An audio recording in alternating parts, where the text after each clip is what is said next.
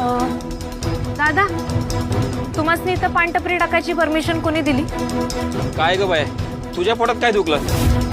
आणि तुझ्या चेहऱ्याकडे बघून वाटत नाही की तू सिगरेट खैनी तंबाखू खाणारी असशील म्हणून. ओ दादा उगं काय बी काय बोलायलाय? कॉलेजच्या आवाराच्या 100 मीटर पर्यंत कुठली बी पानटपरी टाकता येत नाही, एवढं माहित नाही का तुम्हाला? ए हे तू सांगणारी कोण? चल गप्प निघ चल. ओ काका, ती कॉलेजची जीएस आहे.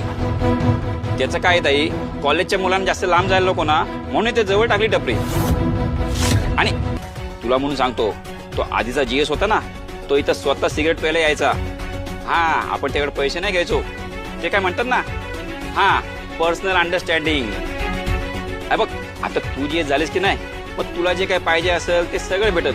तुझ्या मेकअपचं सामान विमान काय असेल ते बोल, काय देऊ का आणखी काय पाहिजे? ए वांड्रा, लाज नाही वाटत? लाज देतोस?